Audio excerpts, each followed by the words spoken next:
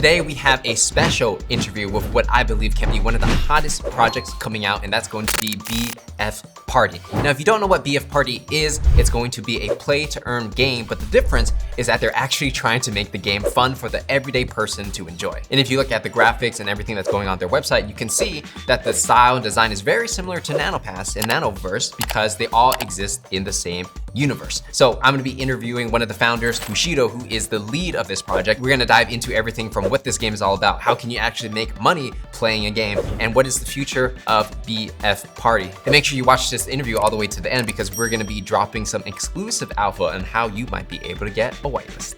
Hey, what's going on, everybody? So we have Nano Bushido here on our call. How you doing, man? Really good. Yeah, I've been checking out the website for a BF Party. I tried, the little mini game, or not mini game, but like the demo for it, right? The audience kind of has an idea of what it is, but let me understand, what's your overarching vision for what BF Party could be? For those of you who have tried the mini game, I would say that mini game is like 10% of the full game. And the reason I couldn't build the full thing out is when you're building a game, having like a multiplayer structure and setting up servers for all regions is very expensive, especially if you're in the alpha stage. So I didn't have the investment to fully build it out into like 40 or 50% capacity because that would be super expensive. So currently, like my budget, I've already spent around 150 to 200K on this project. Oh, wow. And this is purely out of my own money. So I'm not coming out to the community without investing a single cent on my side. So the overarching vision for the game is currently there's no specific genre.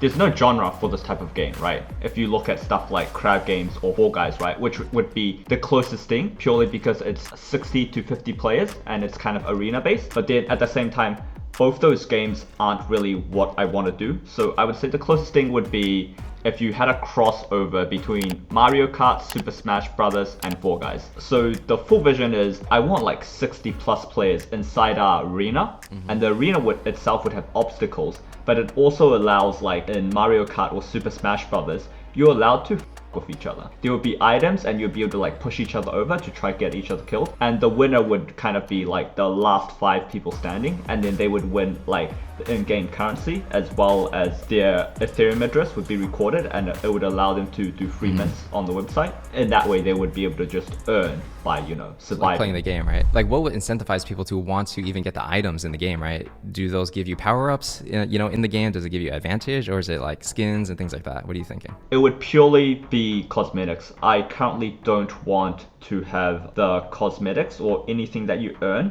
to be sort of like pay to win structure, because I think that is very detrimental to games, especially a game that isn't backed by a very big IP, right? I think like Blizzard or Riot Games could do that purely because they have such a large IP and they have such a large reach. But in terms of NFTs, if an NFT project ever tries some sort of pay to win structure, the incentives have to be so good, kind of like Raid Heroes, right? Like how Raid Heroes is set up. Like Raid Party? It's extremely expensive to play, but people do it because they can just resell that for like a very high amount of returns, kind of like you're playing it not because you find it fun, you're playing it because you make money, right? So I sorry to cut you off, but like I tried Axie Infinity, and because I just want to know like what it's like to play a play to earn game. I tried it for like an hour, and then I realized that to beat the tutorial I needed to buy better Axies, and I was like, dude, I don't want to pay this money. I don't feel like it's worth it. It doesn't seem fun. If you look at League of Legends, it's more skins, right? Not necessarily, you're not really paying to win. Yeah, exactly.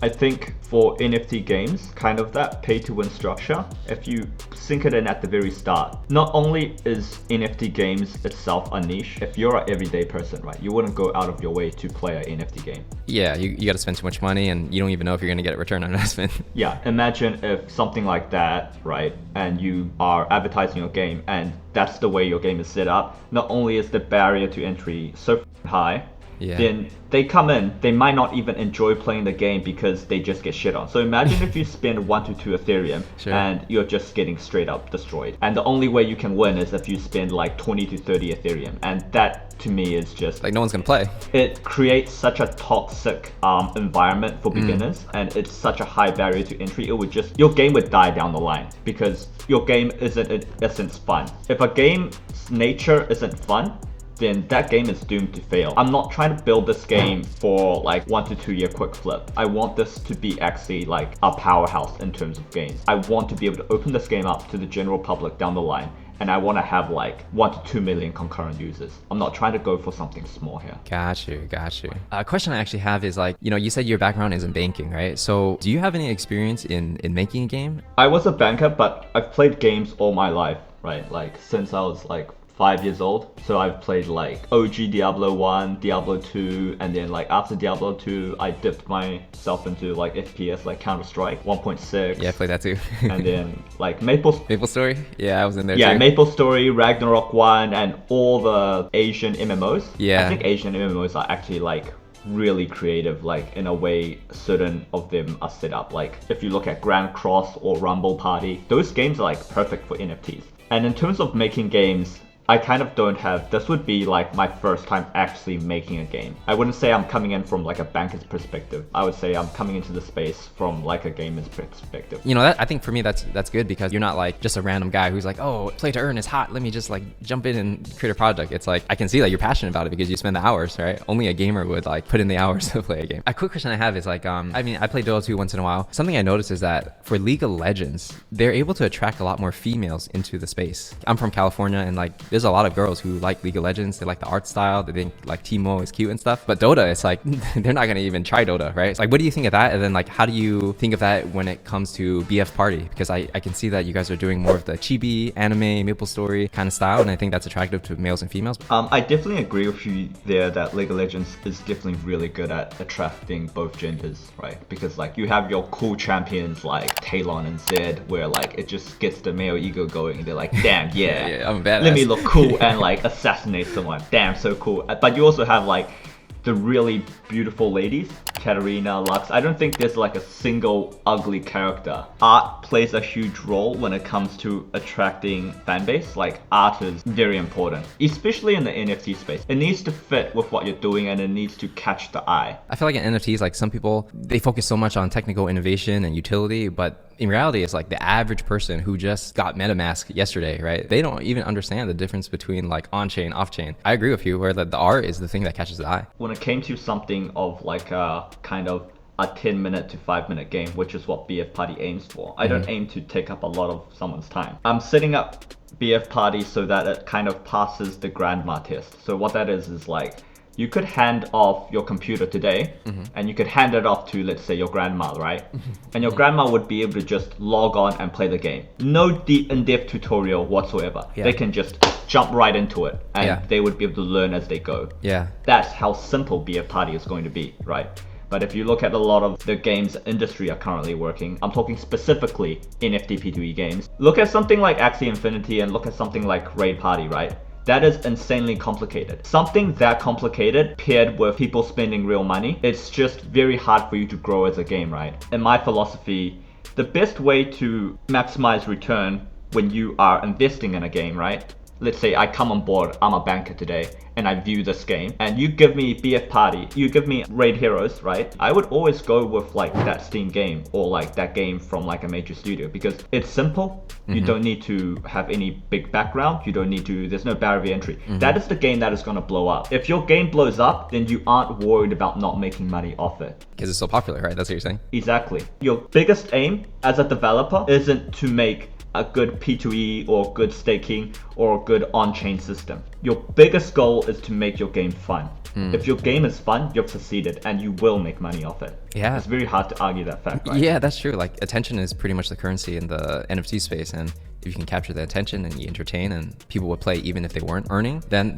you can monetize later, right? There's always a way to make money. And it's like, because when a game is popular, you release skins, right? Oh yeah, that's like the easiest that's one. how you make money. That's how you make money, right? And I've structured the P2E in a way that when I release the skins, no one can buy those skins. Only the people that hold the Genesis collection can earn those skins. So they have to play and then earn those skins. When you win, your Ethereum address is already, it would upload to the contract. Okay. And it would like whitelist you, and you would be able to submit for free. Got you. So would there ever be a marketplace for these kind of skins in the future? 100% there will be, because then it wouldn't be play to earn if there's no marketplace for it, right? The moment you earned it, you could just sell it. You're right. Okay. Yeah. So it wouldn't be the company, me, myself selling these things as like a source of income, right? It would be the players selling the skins. I see. And then maybe you would take maybe a fee for that, like later on, if they choose to sell it on your marketplace? It would just be based off royalties, right? So a question I actually have is like, BF Party is closely connected to the whole Nanoverse ecosystem, right? And I'm pretty sure that people who like Nanoverse, PXN, they're looking at BF Party as well. Can you tell me the relationship between BF Party and this entire ecosystem? A lot of people get really confused because apparently some people think that it's part of the Nanoverse HQ roadmap. These are completely independent projects, but you do see like the resemblance in terms of art and certain characters within the lore coming up, right? Within both PXN and Nanoverse, because they're independent projects, but we can share like a certain storyline, and that's to the extent of the relationship. I see. So it's not like it's like directly tied to like Nanopass or something like that. It's more like it's completely independent. And currently, out of all the founders from Nanoverse HQ, I'm the only one that's working on BF Party. Like occasionally, I can go to like any of the co-founders for advice, right? Because it's always good to, you know, like if you have doubts on a thing you want to do, it's always good to bounce it off someone, right? And it's not because like they're co-founders at Nanoverse HQ. It's more like we've been friends for like 10 plus years. So it's more of like me like just sitting down with them, having a morning coffee and just be like, oh, I kind of want to do this. What's your thoughts on this? And that's like 10-20 minutes. Got you. And so is Ray co-founder in the BF Party, by the way? Or? He's more of like advisory role, but then at the same time, it's like, I don't think I've gone to him for any advice as of yet. It's like, this is something that we wanted to work on together, because Ray was like a big gamer. That's how we met, is because we played League of Legends together, and then we're just like, oh shit, we're in the same city, you want to meet for dinner? And that's how I met Chris as well, because we went to LAN events for League of Legends and Chris was there. Oh, interesting. So like pretty much League of Legends tied the entire Nano team together in a way. Okay, so it's pretty fresh. Okay, yeah, because I was looking at the website just before this call. It's just a little unclear of like who's running the project, or like who, you know, who's the big brain behind it. But you know, I'm glad you clarified that. And so is there like a target launch date or a target mint date that people can expect, or is that something that, you know, still needs to develop and we'll see? I think I'm targeting like sometime in mid-May to early May, but I have to be comfortable with the art I'm putting out, because currently the game demo itself, like as you've played it, after mint we would integrate the multiplayer function just into the demo. So like the game itself, it's not going to take a long time to build. What's taking up a long time since January to now is the art. Where are you getting these like artists and people to help you, right? Because you know, you yourself like are learning game design and stuff. Is it that you have like a whole team like building this, or you know, what does that look like? For the game side, I wanted to find like a studio that was really good in the space. I didn't want to just find like some random studio that just okays any project that comes through the doors, right? I was actually really picky about the studio I worked with. So I ultimately went with the Knights of Unity. They made Mobile Gwent, and that was like a great game. I haven't played that one, okay. It was really addictive. It was really, really good. So I went with them, even though they were pretty much 4 to 3 times more expensive than any other studio, right? Like if I go to any studio in Southeast Asia or India, right? They're just really cheap. They're like a bang for your buck. But these guys are more of like, you're paying premium for quality. So I'm like thinking, and I mean, that's what you want, okay, right? In this space, especially in the NFT space, you want quality. You'd pay an arm and leg for quality in this space because of like how critical people can get in this space. So I ultimately went with them, even though I'm paying like pretty much 30% more.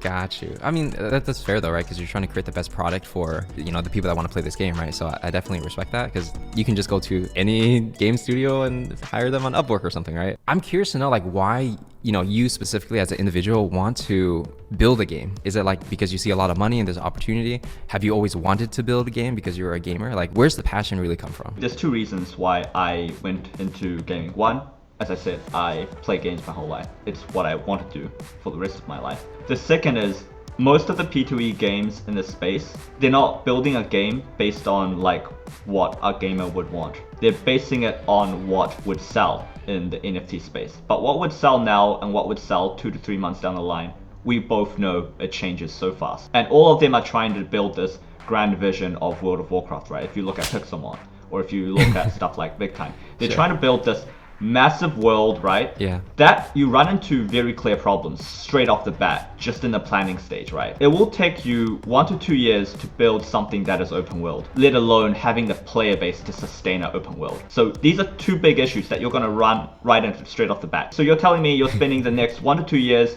with all the money you get off selling this NFT to build a game, and it might be complete shit as well once it comes out. Yeah, that's true. If you look at like World of Warcraft or like Diablo 4 or Diablo 3, those are massive games, and Diablo isn't even an open world game, but that took them 4 to 5 years to build. So you're telling me that these guys that have never ran a business in their life, that have never made a game in their life, are gonna come into the space and build something on par with World of Warcraft? Like, we all saw what happened with Pixelmon. So it's like, when you come up with that grandeur vision and you promise these things, I don't think you're gonna succeed. Like, I'm gonna wait 2 years for your game and it's gonna be utter shit. Probably for 9 out of 10. I would put my money on that this game would not be fun. Yeah. And if it's not fun, then you're left with a vacuum of people that are just trying to flip and make money.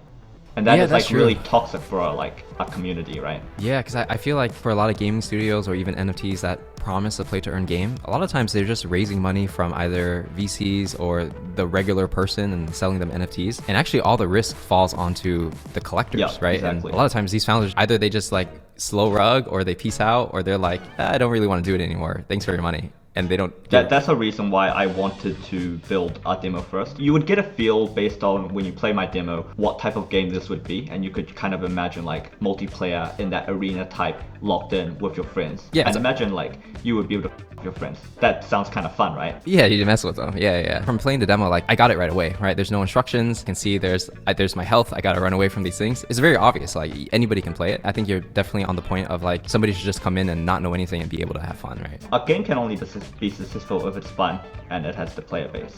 Yeah. Other than that, I don't see like the current market of P2E that they're putting out, like all these games, I don't think they're gonna survive.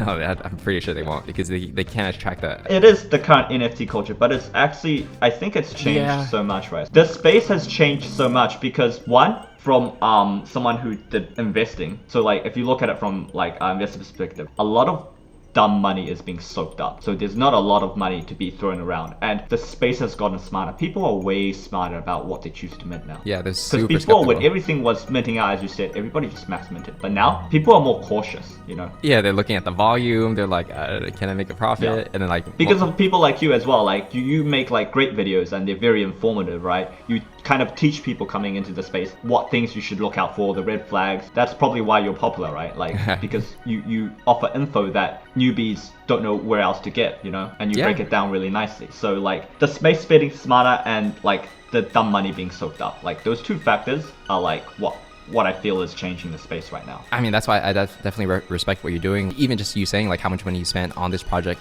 before launching, that's huge, right? Because most people are just looking for a quick buck. So I can definitely see like you looking for the long term and you're trying to build a game that's fun for the everyday person, right? That anybody can play. So as we wrap up the interview, you want them to try the game after they watch this video? Is that if anybody gets a high score on the demo, is that like, does anyone get whitelist, or like there's a rumor going on around that? Is that true or not?